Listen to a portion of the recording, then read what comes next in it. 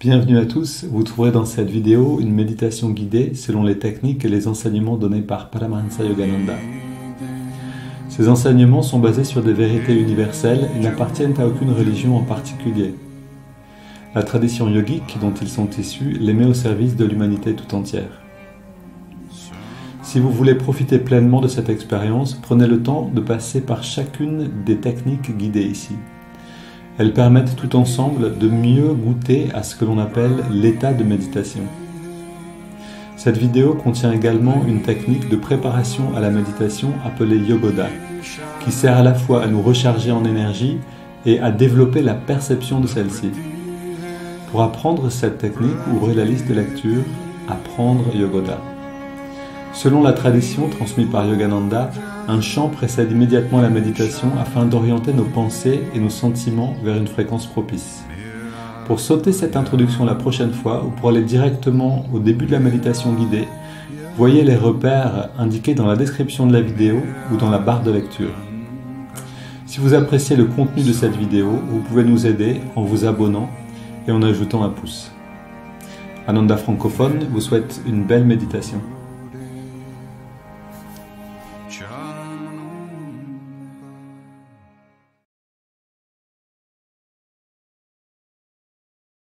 Good. I said, well, I'd like to meditate, and I like to meditate on an empty stomach.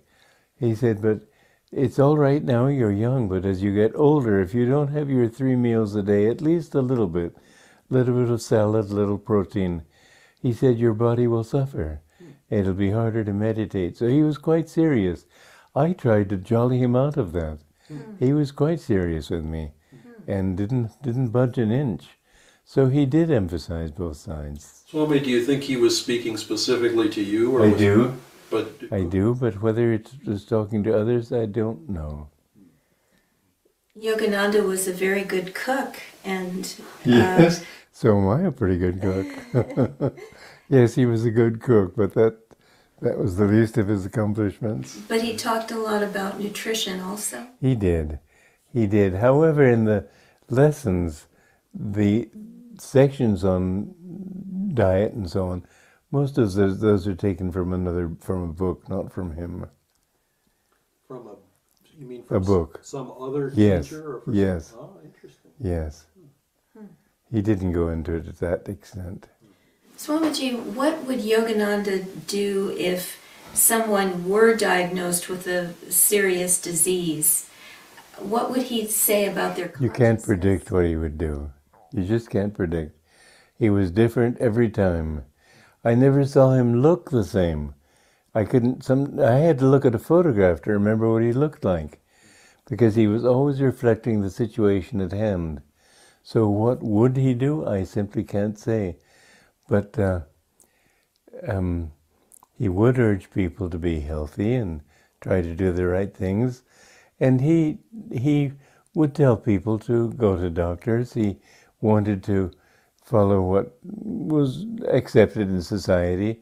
But I think he knew perfectly well that someday people are going to look at medical science as they look on witch doctors today. They don't know everything about the body. However, I have to admit, also in my case, that without medical science, which I don't believe in, I would have been dead long ago. So I have to give it its due, and he gave it its due. I remember one time somebody was suffering from something or other, and the doctor came and he healed him, and Yogananda laughed. He said, doctors claim the credit when God heals. And he loved that expression, the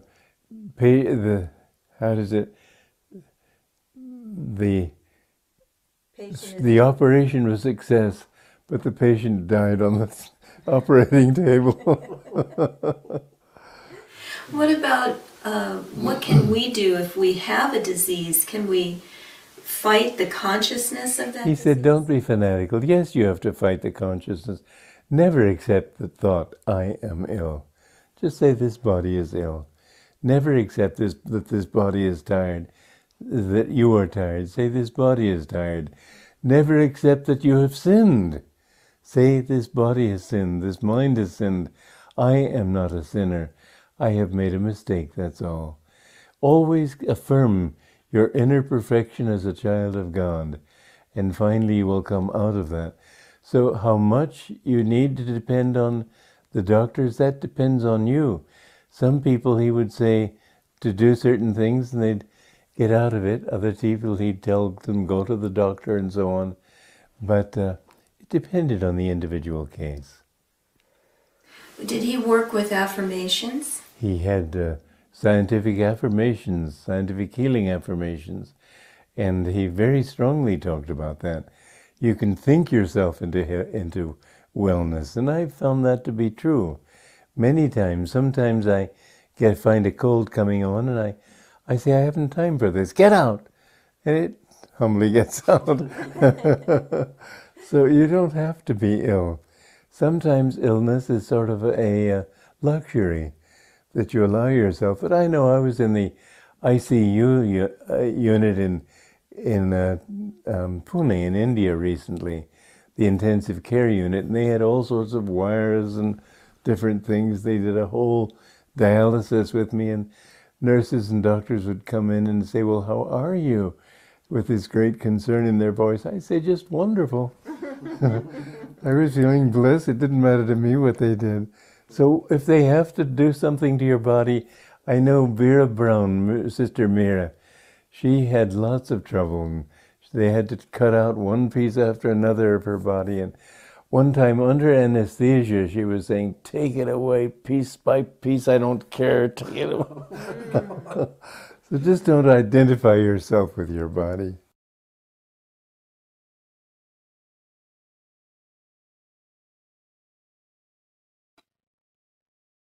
Donc, bienvenue à tous. On entendait Swami Kriyananda qui parlait en fait, qui répondait à des questions sur, voilà, désolé pour les sous-titres qui sont automatiques et qui sont vraiment pas très au point. Donc, si vous comprenez pas l'anglais, vous allez pas comprendre beaucoup, en fait, de ce qui se dit. Malheureusement, il y a des vidéos qui sont vraiment pas très bien sous-titrées. Mais, ce qu'on entendait dans l'essentiel, c'était, voilà, comment Yogananda dealait, comment Yogananda traitait les problèmes du corps ou parlait du corps, de la maladie, de l'alimentation, ce genre de choses. Et je vais pas rentrer dans les détails de ce que Swami Kriyananda a répondu. Vous pouvez revoir la vidéo, mais quelque chose, on peut dire que l'approche en général de Yogananda, c'était d'être pragmatique, réaliste, et dans un sens, comment dire, il avait une expression pour illustrer la chose quand il parlait de diète, par exemple, donc de comment manger pour que ça nous serve dans la spiritualité, que ça nous élève, que ça nous plombe pas, mais non plus que ça devienne pas non plus une fixation de l'esprit. C'est-à-dire oui, il faut manger seulement ça, et ceux qui mangent autre chose, ils sont dans le péché. Enfin voilà, toute cette idée un petit peu de créer une sorte de religion à partir de la nourriture. Et ça, on tombe facilement dedans à partir du moment où on mange plus de gluten. On est tellement fier d'avoir dépassé quelque chose que tous ceux qui mangent du gluten sont dans l'ignorance. On peut tomber un petit peu dans ces travers-là.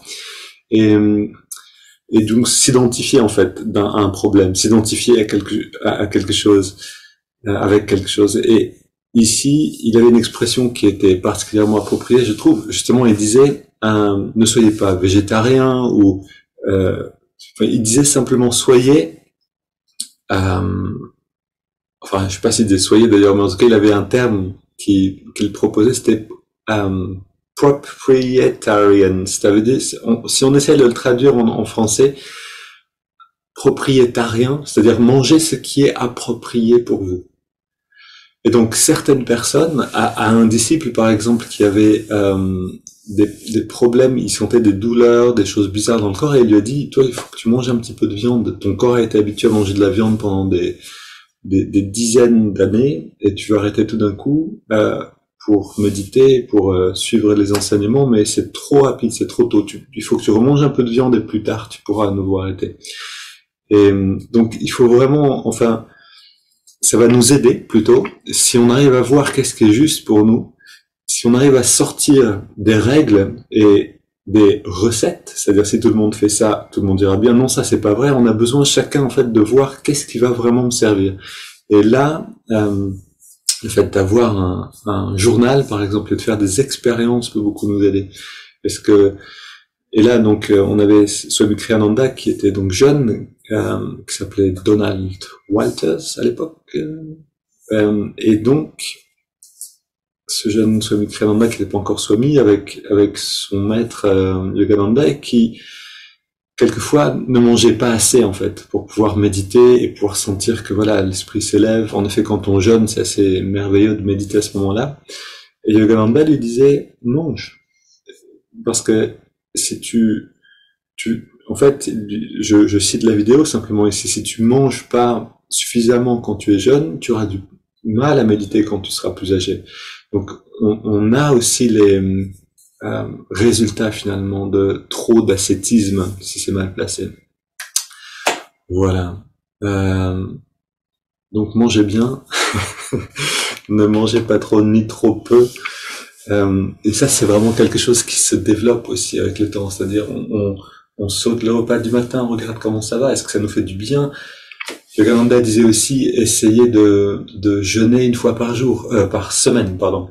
De jeûner une fois par semaine. Et il disait aussi, de manière générale, on n'a pas forcément besoin de 3 repas par jour.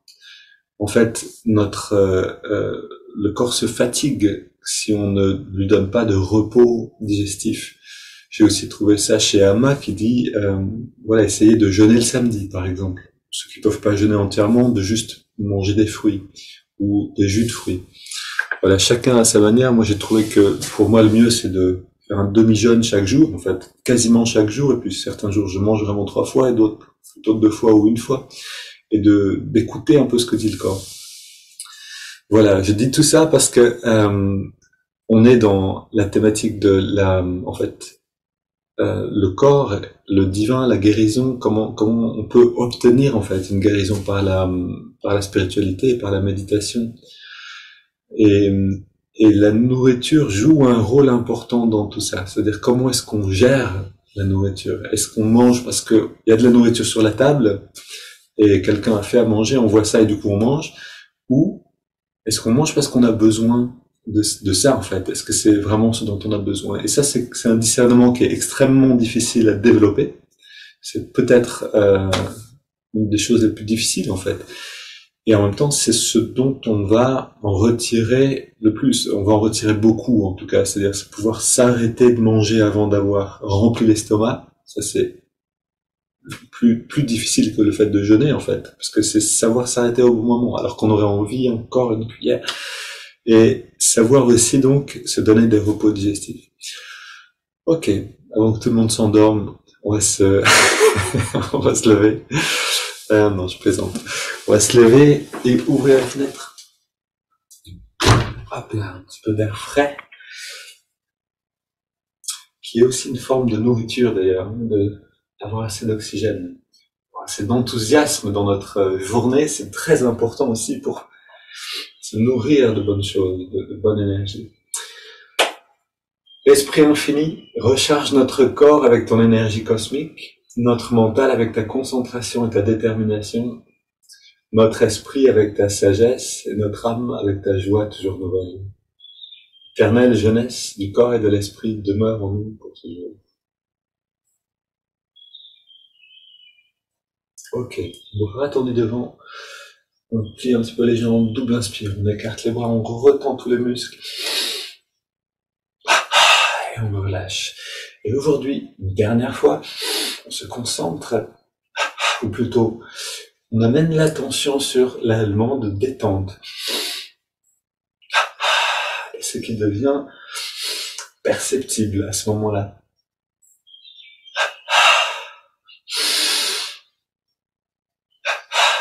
Relâche les bras le long du corps, mains sur les hanches, contracte les mollets, ramenant la jambe vers l'arrière et aussi vers l'avant.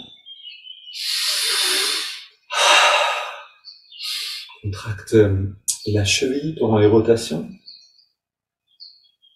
Et on change.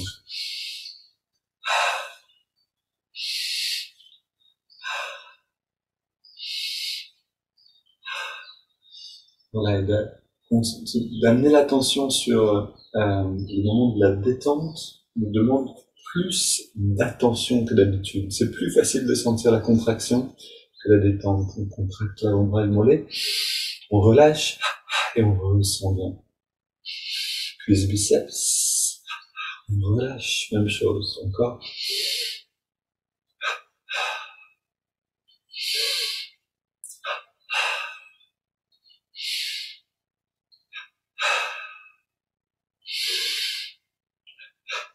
Change de côté.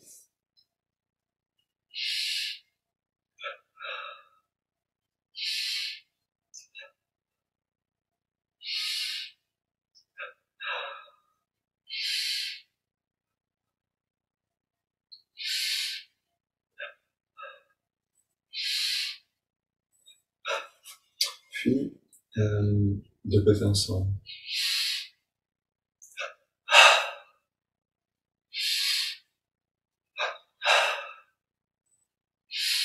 À chaque fois qu'on relâche, à chaque expire, on plonge un peu plus profondément dans les sensations.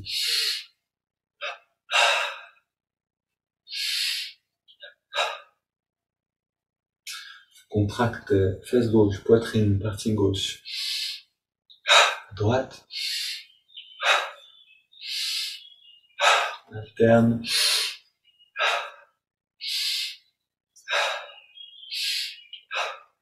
Le bas du dos, à gauche et à droite.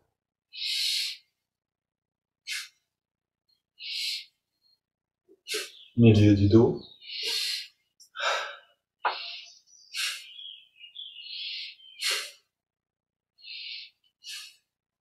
Voilà, et là c'est moins facile de sentir au moment de la détente, parce que c'est aussi moins facile d'isoler ces parties, le haut du dos à gauche et à droite. Donc on s'applique beaucoup. À force d'essayer, on va développer une autre qualité de perception pour ces parties du corps. Ok, et puis les mains sur les épaules, 3 cercles vers l'avant en engageant les muscles, puis vers l'arrière. Contracte le cou, 3 fois, puis à gauche et à droite.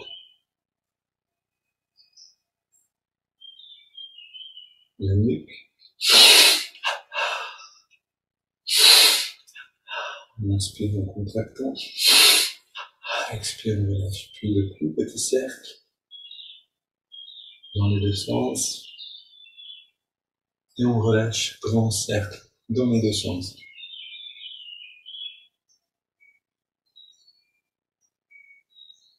Les bras tendus vers le sol, point fermé. Les épaules vers la gauche, le bassin vers la droite. Puis l'inverse.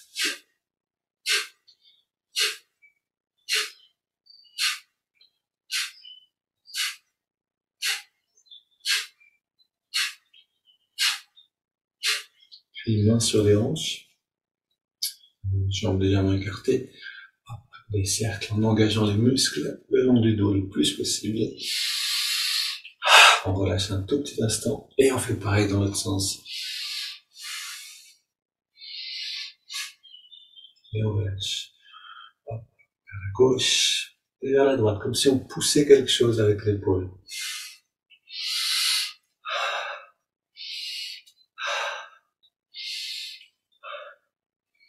Les pouces sur les vertèbres. Et on expire et puis on remonte.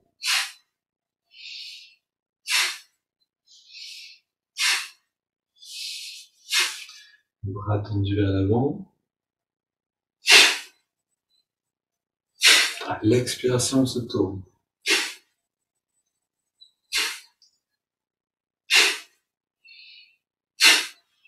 Puis on vient tapoter sur la tête.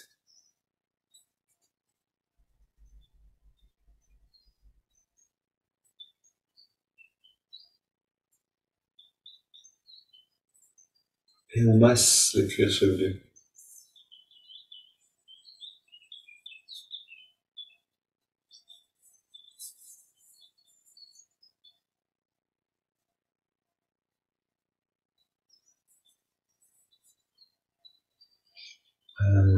On ouvre, on masse l'occiput dans les deux directions et on inspire. Voilà, pour tous ceux qui ne connaissent pas ces exercices, et ce qu'on est en train de faire, cette pratique, c'est bien sûr, c'est pas le moment de l'apprendre, mais vous pouvez l'apprendre, mais pas avec cette vidéo maintenant, avec une vidéo pour l'apprendre. Donc sur la liste de lecture, apprendre yoga. Ok, ici, à droite, à gauche, à droite. Biceps.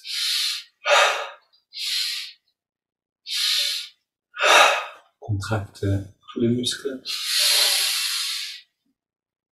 Encore une fois. Et encore une.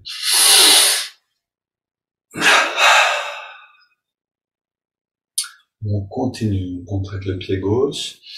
Inspire, on remplit le pied d'énergie. Expire, on relâche bien et on ressent cette partie-là du corps.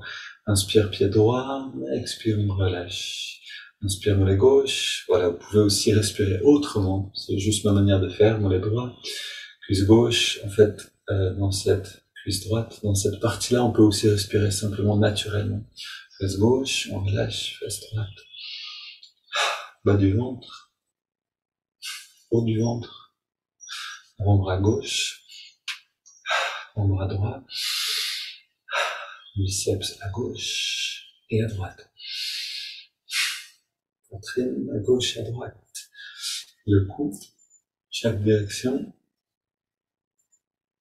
Puis on contracte le pied gauche, on garde le pied droit, le mollet gauche, le mollet droit, la cuisse gauche, la cuisse droite, fesse gauche, fesse droite, bas du ventre, avant-bras gauche, droit, biceps à gauche et à droite, poitrine entière, double inspire tous les muscles, au maximum. On relâche le cou et on relâche la poitrine à droite et à gauche, on garde le reste.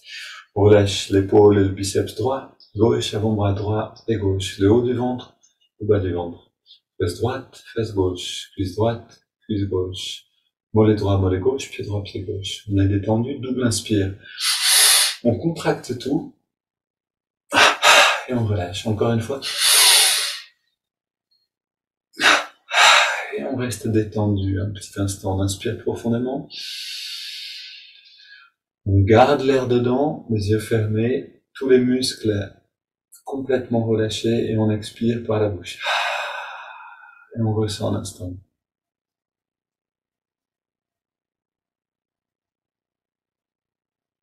Voilà, et on peut sentir un peu le grand cadeau qui nous attend. Si on peut développer cette conscience justement de la détente, on pourrait vivre constamment dans un bien-être comme ça. Ça change la qualité, bien sûr, de nos actions, interactions, pensées, etc.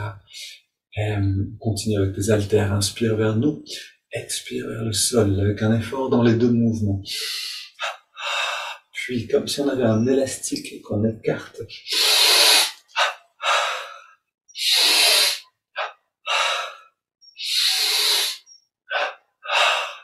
Nouveau haltère.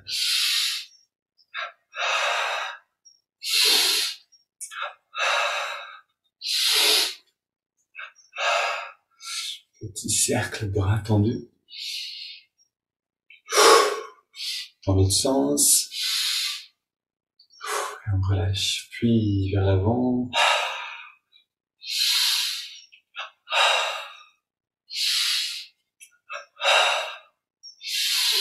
Ok, maintenant on ouvre et on ferme les mains. Voilà, avec beaucoup de vigueur dans le mouvement. On veut vraiment faire travailler les doigts jusqu'à ce que les doigts disent « s'il te plaît, arrête-toi ». Puis on relâche tout, on ferme les yeux et on sent dans les mains. On sent ce bien-être. Ok, on continue, inspire, expire, double inspire, double expire, on relâche tout. On contracte dans toutes les directions, sauf le dernier mouvement.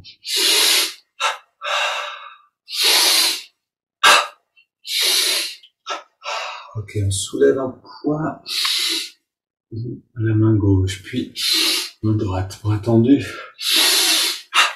Grande respire.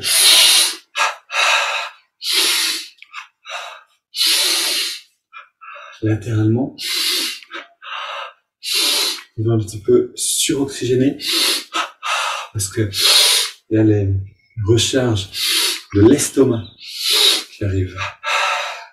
Donc on a beaucoup d'oxygène. Grande inspire. Expire, on garde le poumon vide. On fait rentrer le ventre au maximum. On inspire. Expire. On fait rentrer et sortir le ventre le plus possible.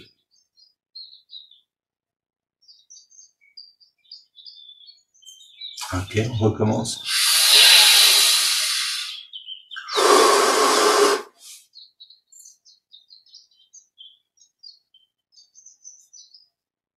Et là, on va se redresser un tout petit instant. On se détend, on inspire, et on sent le ventre, on sent au niveau de l'estomac, au niveau vraiment du ventre en fait.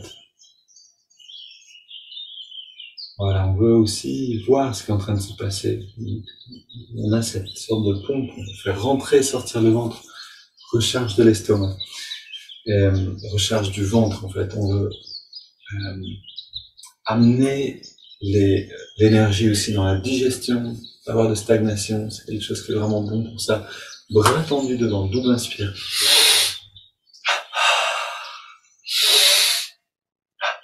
Voilà, comme au début.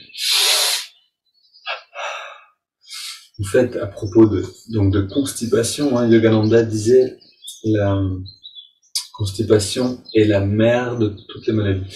Alors, je sais pas si c'est Yogananda, en fait, ou c'est dans l'Ayurveda, il faudrait que je vérifie, je ne peux pas dire de bêtises. À force de citer Yogananda, je pense que tout vient de lui, mais peut-être que c'est dans l'Ayurveda, je sais pas. En tout cas, oui, c'est vraiment, ça c'est vraiment essentiel, de pouvoir traiter ça, si on a ça, sinon on s'empoisonne soi-même et beaucoup de problèmes qui en découlent. Ici, jambe gauche tendue. Voilà, des cercles, jambes tendues pour la hanche, puis l'autre côté.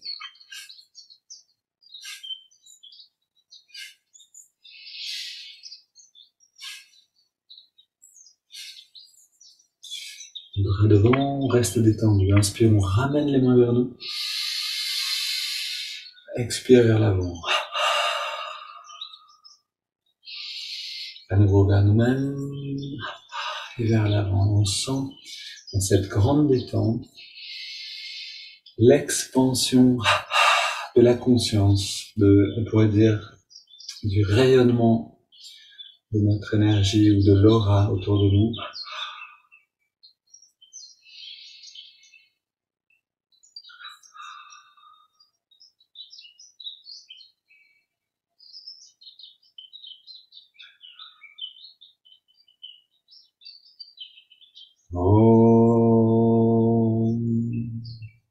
On relâche les bras le long du corps, on ferme les yeux. On est très détendu.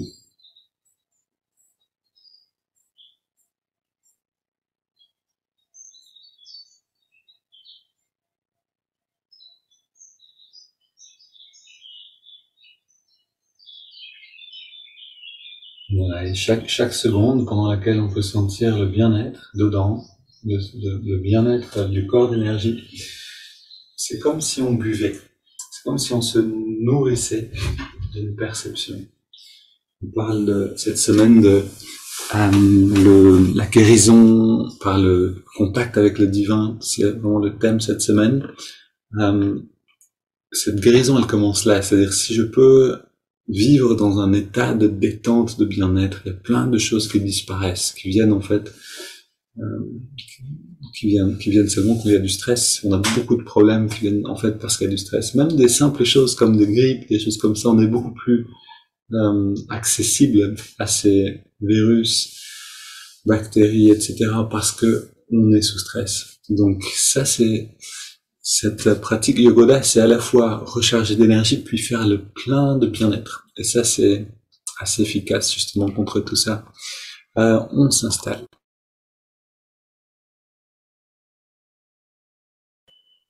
« Ok, on est détendu, installé confortablement, dos dressé, sans tension. La tête dans le prolongement de la colonne, si vous pouvez de temps en temps vérifier. C'est vrai qu'on a souvent une dissymétrie. J'ai tendance à pencher d'un côté, où on a quelquefois la tête qui se tourne toute seule. Voilà, essayez de voir quelquefois ramener tout ça au centre pour accentuer les déséquilibres. Et puis, on ressent simplement la respiration au niveau de la poitrine.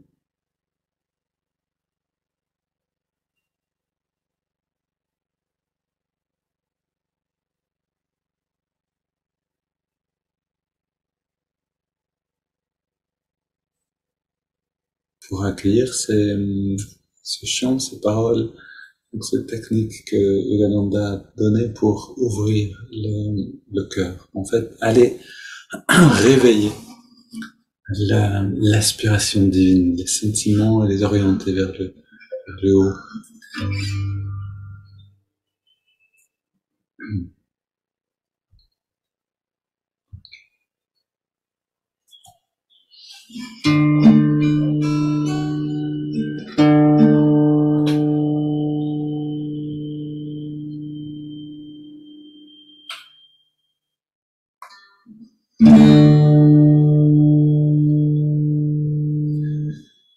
Je chanterai ton nom, je boirai ton nom. Je chanterai ton nom, je boirai ton nom, et m'enivrerai de ton nom.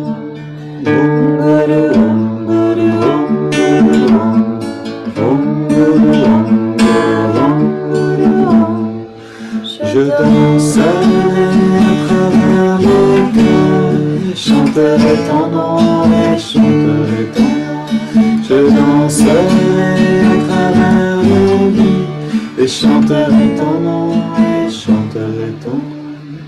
Om Guru Om Guru Om Guru Om. Om Guru Om Guru Om Guru Om. Je chanterai ton nom, je boirai ton nom, et m'enivrerai de ton nom. Je chanterai ton nom, je boirai ton nom, et m'enivrerai de ton nom. Om Guru Om Guru Om Guru Om. Om Guru Om Guru Om Guru Om. Je danserai à travers les cœurs, je chanterai ton nom et chanterai ton nom. Je danserai à travers les vies, et chanterai ton nom et chanterai ton nom. Om Guru Om Guru Om Guru Om. Om Guru Om Guru Om Guru Om. Om Guru Om Guru Om Guru Om. Dernière, je chanterai ton nom, je boirai ton nom, m'enivrerai de ton nom. Je chanterai ton nom, je boirai ton nom, et m'enivrerai de ton nom. Je chanterai ton nom, je boirai ton nom, et m'enivrerai de ton nom. Je chanterai ton nom, je boirai ton nom, et m'enivrerai de ton nom. Om Guru Om Guru Om Guru Om. Om Guru Om Guru Om Guru Om. Om Guru Om Guru Om Guru Om. Om Guru Om Guru Om Guru Om.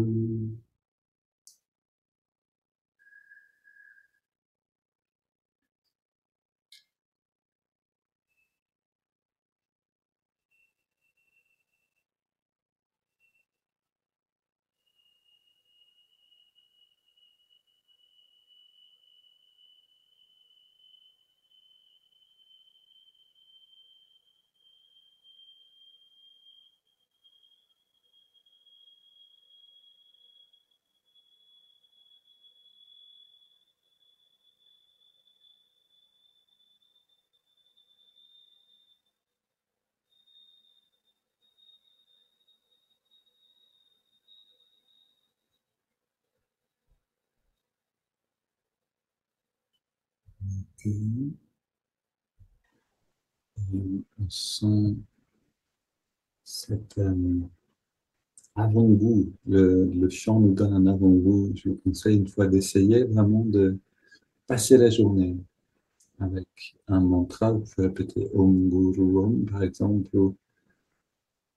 ou toute affirmation, mantra qui vous porte, une prière, ce qui vous parle, et de voir comment cette répétition pendant toute la journée colore votre perception, colore votre vécu.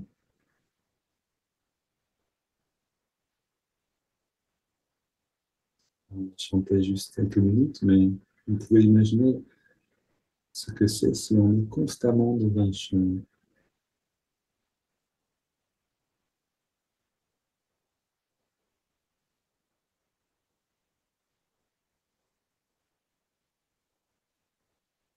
Ça demande de l'énergie, bien sûr, mais on en retire énormément.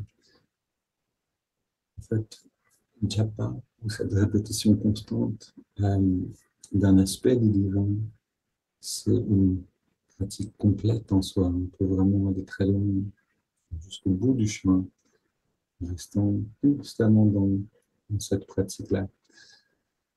Maintenant, respirons profondément. On sent le ventre qui sort au début de l'inspire et qui rentre à la fin de l'expire.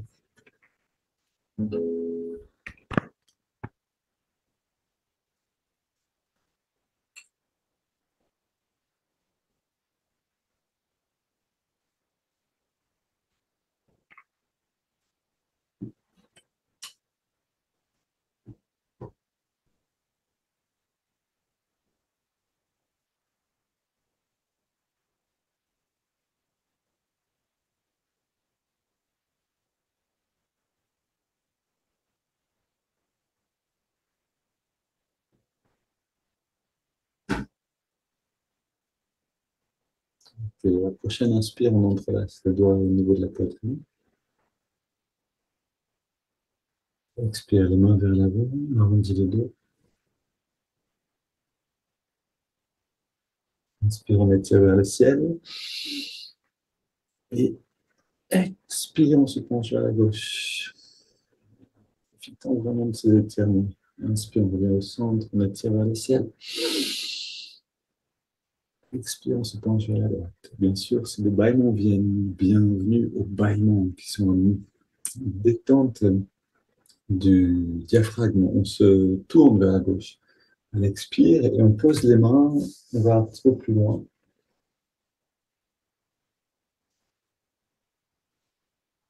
Ok, on vient au centre, inspire vers le ciel, on va étirer le plus possible. Expire vers la droite, on va le plus loin possible.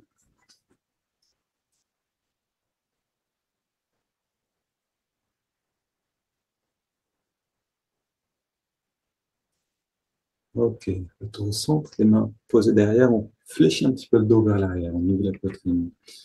On serre légèrement les épaules derrière, on veut ouvrir, respirer profondément.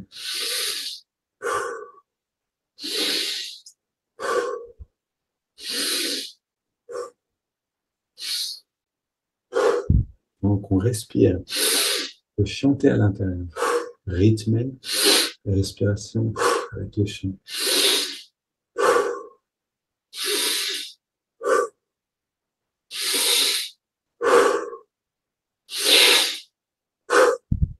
Un petit peu plus d'air à chaque respire.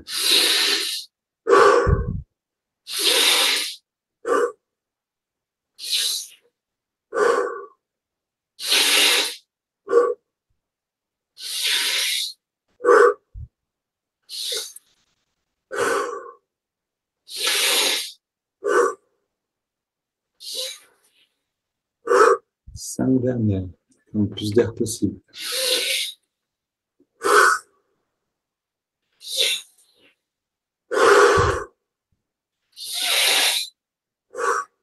Deux dernières.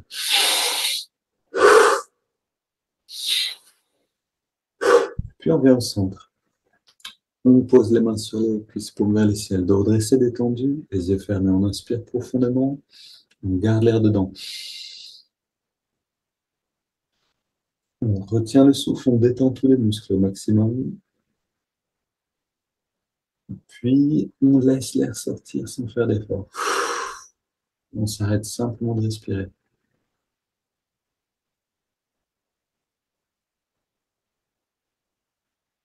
Naturellement, le soleil s'élève à l'intérieur. Un monde devient visible. Ressentons tout ça.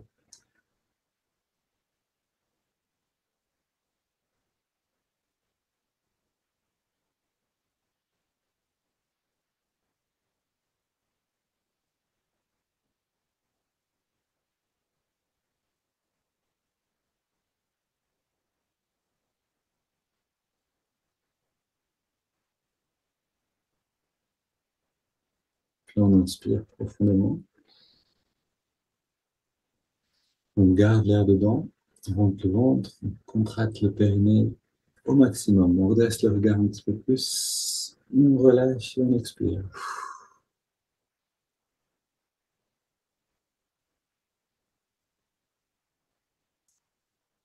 Ok, quelques instants dans la détente.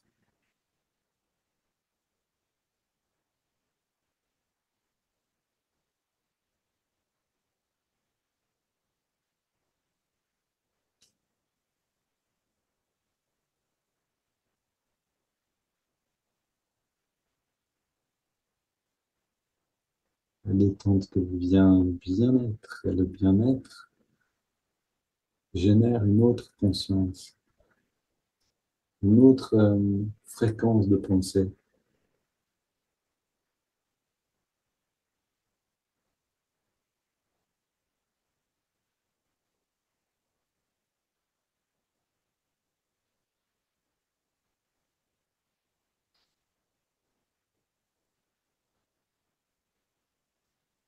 Puis on prend une double inspiration par les narines. On garde l'air dedans. On serre les poings, on contracte tous les muscles du corps. On relâche tout à l'expire. On recommence.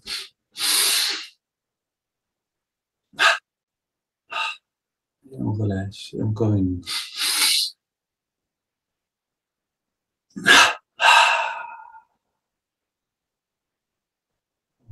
On reste dans la détente et on inspire par les narines sur 5.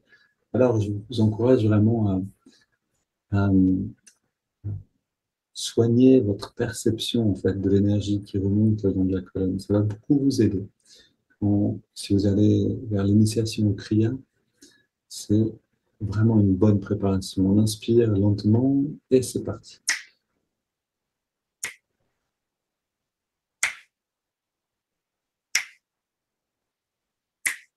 On garde l'air dedans.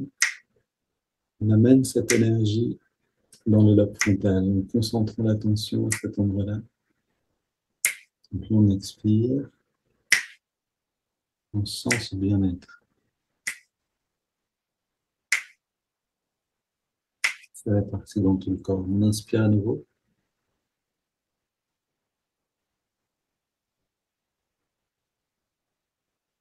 On garde l'air dedans.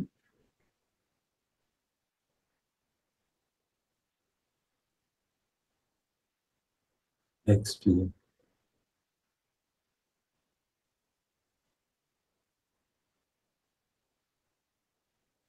Inspire.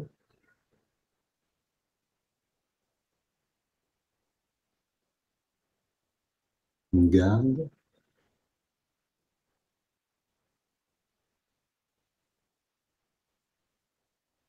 Expire.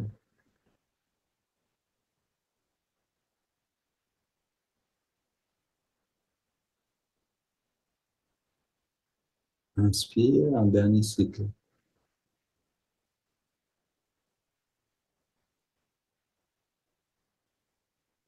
On retient.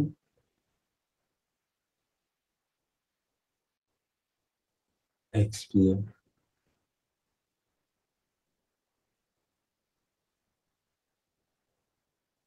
Une grande inspiration par les narines. On laisse l'air aller venir. On laisse le corps respirer de lui-même.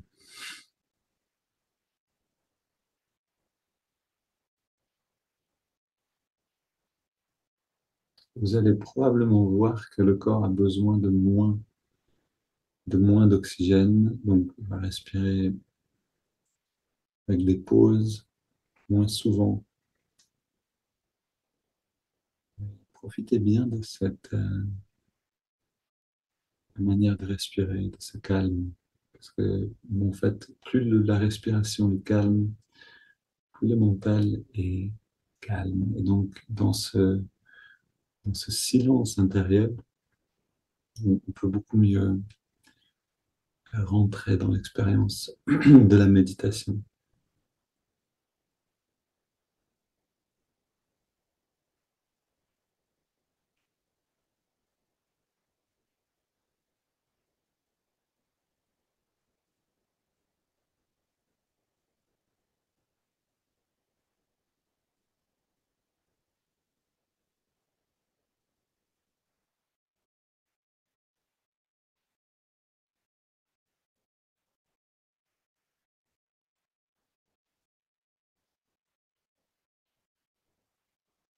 Restons simplement dans ce bien-être.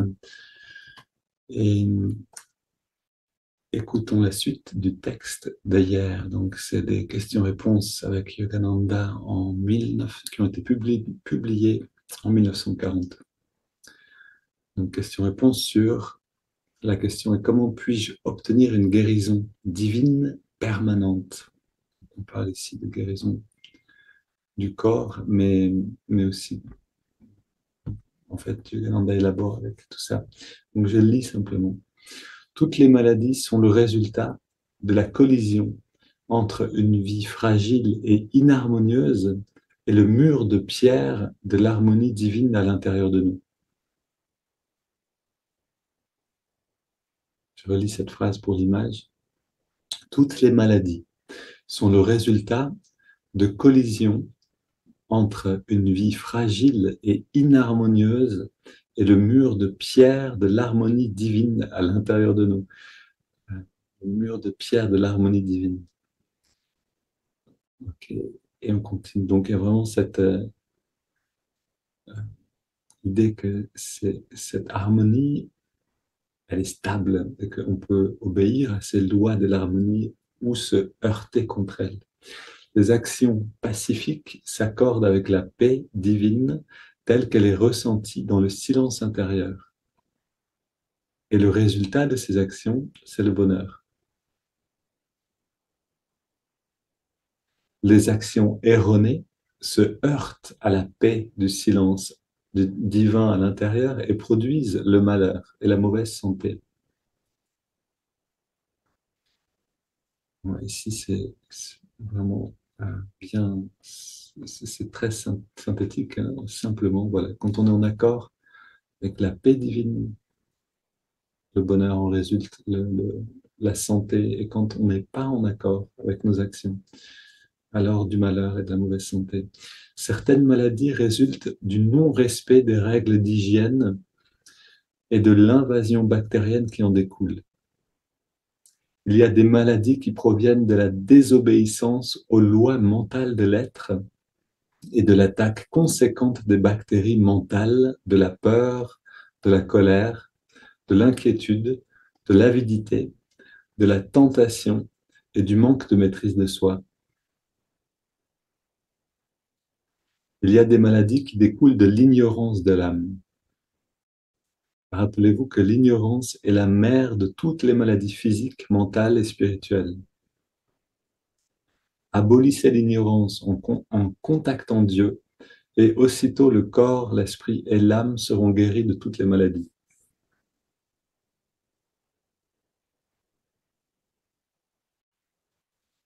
Maintenant, si on applique ça dans notre vie à l'instant présent, on peut comprendre dans ce que vient de dire Yogananda que le contact avec le divin, avec cette dimension en nous-mêmes, abolit l'ignorance et que par cet abolissement, aussitôt le corps, l'esprit et l'âme sont guéris.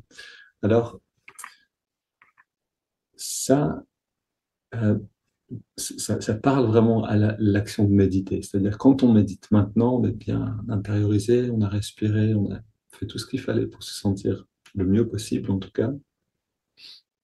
Et on va continuer de pratiquer dans cette direction. Le bien-être qu'on peut ressentir devient notre connaissance, balaye l'ignorance. C'est-à-dire, si je peux faire l'expérience de ce qu'on peut appeler félicité, béatitude, bonheur, qui est authentique et qui vient de l'intérieur, dans le calme, alors ça devient ma boussole, littéralement. Toutes mes actions, naturellement, vont s'orienter selon ce bien-être-là. Est-ce que ça va le renforcer? Dans ce cas-là, je sais que l'action est bonne.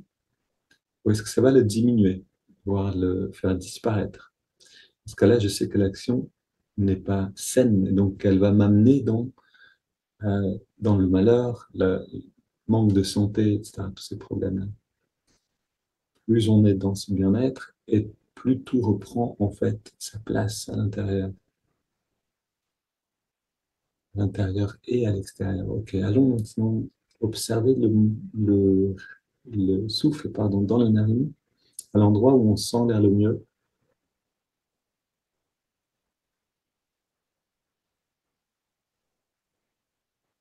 C'est pour ça, juste dernier mot, que je vous recommande toujours tout ce qu'on fait pendant 7 heures, entre 7 heures donc et 8 heures, c'est fait pour nous amener dans l'état de méditation, l'état de bien-être, qui euh, nous permet justement de retrouver notre discernement, littéralement, le discernement de ce qui est bon et de ce qui nous écarte de ce qui est bon. Donc je vous conseille toujours de passer du temps. C'est le fait de se baigner longtemps dans cet état-là qui nous élève hors de l'ignorance, littéralement.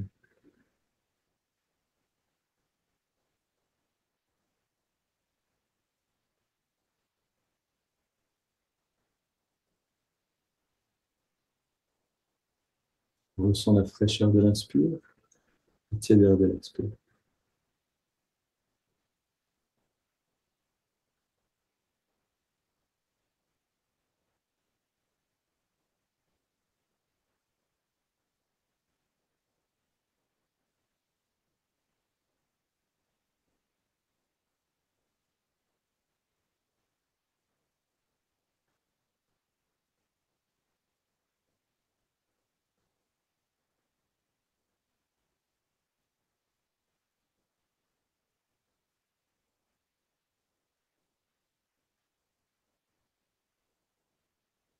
On entre dans cette sensation-là, comme quelque chose de délicieux.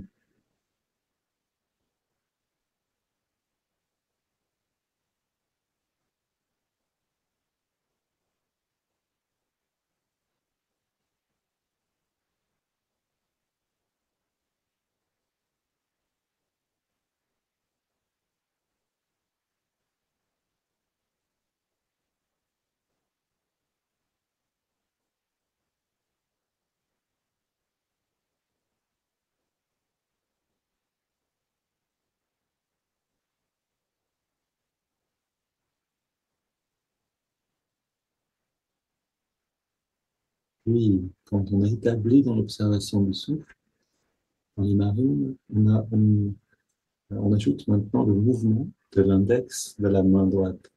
Chaque inspiration naturelle, l'index revient un petit peu vers la paume de la main. Et à chaque expiration naturelle, on relâche l'index.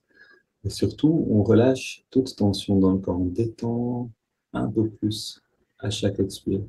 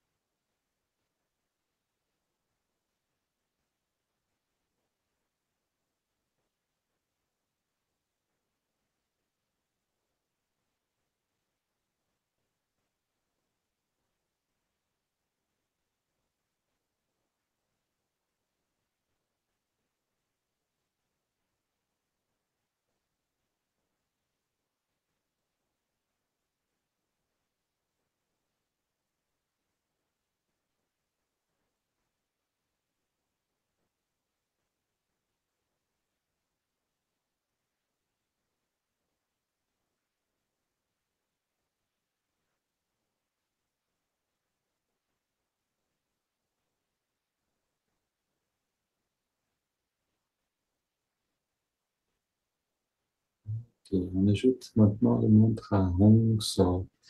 Hong qui accompagne chaque inspiration naturelle. So qui accompagne chaque expiration naturelle.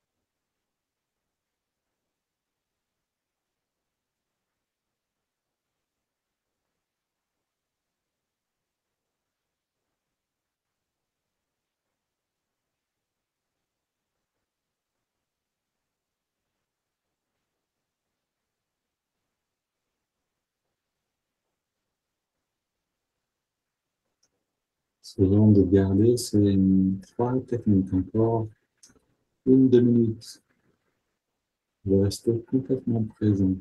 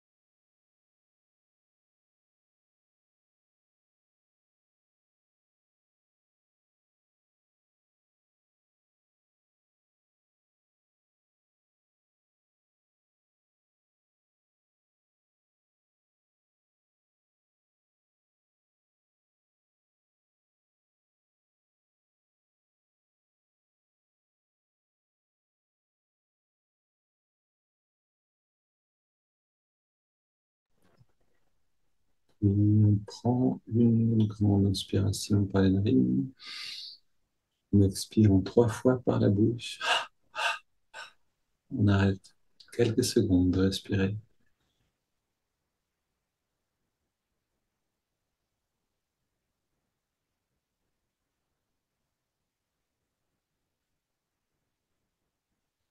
On laisse le corps respirer de lui-même. Maintenant, on abandonne tout effort, toute technique.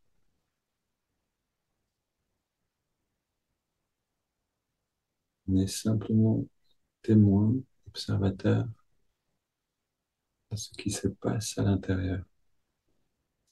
Et ce qui nous intéresse avant tout, c'est ce calme, ce bien-être.